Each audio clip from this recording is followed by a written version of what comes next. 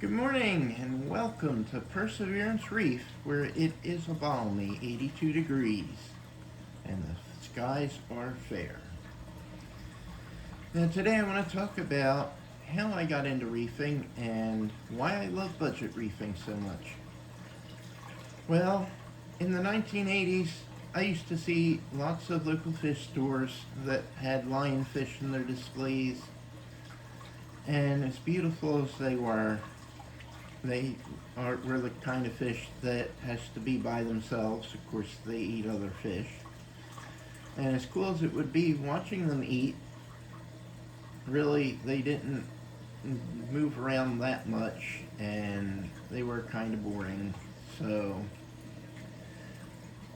but when 1998 came around, I found myself at a local fish store that had a clownfish and a blue devil damselfish in a 10-gallon tank. Now, this thing had something called a skimmer, which to me was brand new. And I know they had been out a while by that time, but that was the first time I ever saw one in action. And I thought it was neat how it was just pulling all this gunk out of the water. Anyway, that clownfish was gorgeous. Now, this was, of course, in the days before Nemo and Dory ever made it to theaters. So, then there was another local fish store around that time that had fire shrimp, all kinds of snails, Lynchia starfish, even sea urchins. It was just amazing. I was getting hooked and I didn't even have a tank yet. It would be 11 years later, though, and half a country away, after I met the love of my life, that I set up a 24-gallon JBJ nanocube. That was a neat little piece of gadgetry right there in and of itself. And there was a soft coral that I had in it. They were daisy polyps, I believe they were called. Kind of like light clove polyps, I believe related, in fact, to the clove polyps. Now, I did what a lot of new reefers do, and I followed the advice of the LFS. Well, that tank crashed within about a month. But I tried again in 2012. I set up a 120-gallon tank.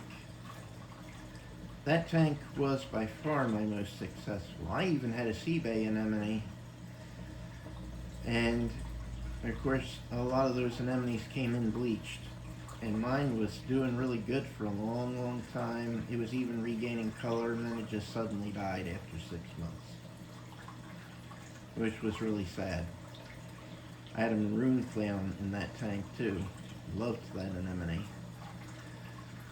So, even so, that tank ended up getting sold because we moved. Then I started a new tank in 2015. It was a 110-gallon tank, 5-footer, dual overflows. That thing was sweet, but I didn't get to keep it very long because that year I also fell on ice while delivering Sunday newspapers, and I fell backwards onto the concrete, and I ended up with a brain bleed and a broken tailbone. Also, while I was there, they found out that I had early stage kidney cancer. So that year I had to have that removed. Needless to say, I wasn't able to maintain the tank, and certainly not as big as it was. And I knew it was going to be a while before I could again, so I ended up selling that one. In 2021, I started another tank. That one was a 75. And I ended up fighting dinoflagellates for the first time in my life. And after, I don't know, about 5 months or so of fighting these dinoflagellates, I moved everything down to a 45-gallon tank in the hopes that maybe I'd have an easier time keeping nutrients higher in that tank. And it just so happened a friend of mine, actually two friends of mine, reefing friends, donated some live rock from their established tank. And within about 2 weeks, those dinoflagellates left. That was a huge, huge help. Eventually,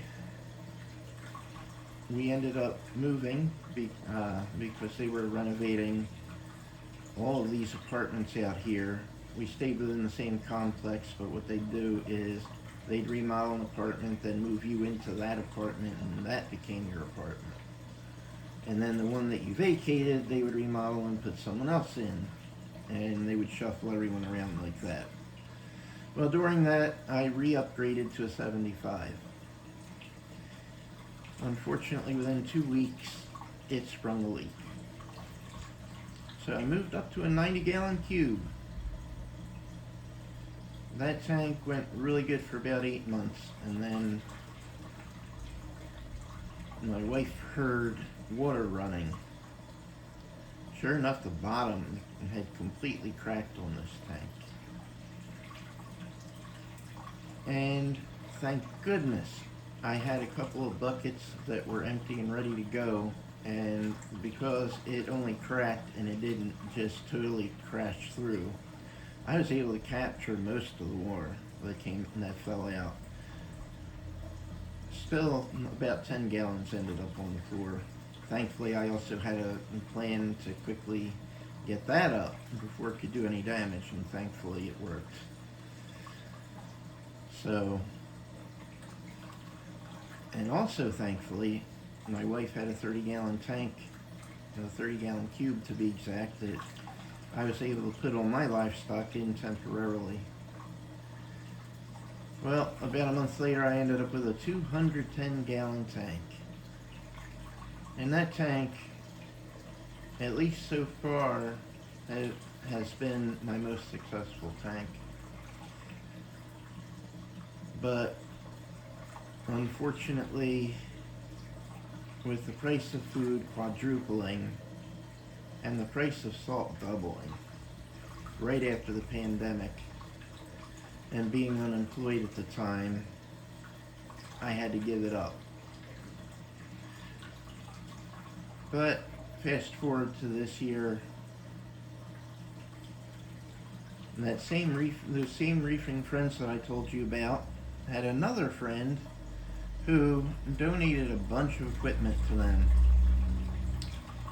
And they were kind enough to donate my wife and I a system each, and my wife took the 20-gallon system and I took the 75. And both of these have sumps. Mine has a 20-gallon sump and hers has a 10-gallon sump. Most of the equipment that we got was given to us by them as well, all from those donations. And even some of these corals were donated by this guy. So we ended up with those corals as well. I owe them a huge debt of gratitude. And of course, you know, I'd be there for them for anything if I could be, and ever can be. I will be. So, why do I love budget reefing so much? Well, for one, it gives you the opportunity to learn. That is to say, you end up doing a lot more research, and that is so important, guys. Research, research, research. Don't just trust one source. Go to multiple sources. And in fact, there are some really good forums. Reef to Reef is one of them. That happens to be the one that I am at. And there are a lot of helpful people there too. So I gotta give them a shout out. But yes, there's so much that you can learn. And that learning will also allow you opportunities to do it yourself. There are a lot of things that you can do for a reef tank. Everything from building your own stand to devising filtration systems, the plumbing, all those kinds of things. You can do all those by yourself. The lighting, canopies, and you can save a ton of money. And let me tell you, those stands and those canopies are going to be far better built than anything you're going to get at a pet store. So, and of course, it saves a lot of money. And you know, if you have that money and you want to put it towards new corals or even towards better equipment, it's going to be easier to do. It's just a matter, again, of researching, looking out for good deals, knowing what you're looking at, and whether it really is a good deal or not. And I'm going to be covering all of these things very shortly in a new series that will be coming up, hopefully this week. So, there's a lot to love about budget reefing, really, but those are just a couple of the things that I see as huge advantages. And honestly, one more, I believe that budget reefing actually makes you a better reefer than those that spend, you know, thousands and thousands and thousands of dollars. I mean, you could spend any amount you want in any hobby. But in this one, as far as I'm concerned, and I believe a lot of people feel this way too, you could have just a spectacular, maybe even a more spectacular tank than those that spend hundreds of, or that spend tens of thousands of dollars. So, that's my take on that, everyone. And I hope you have a wonderful day. Again, if you like the content, please do like and subscribe. That helps this channel so much. I really appreciate it. And thank you guys for 200 subscribers. I really appreciate that as well. And I appreciate each and every one of you. So, goodbye for now. I hope you have a wonderful week.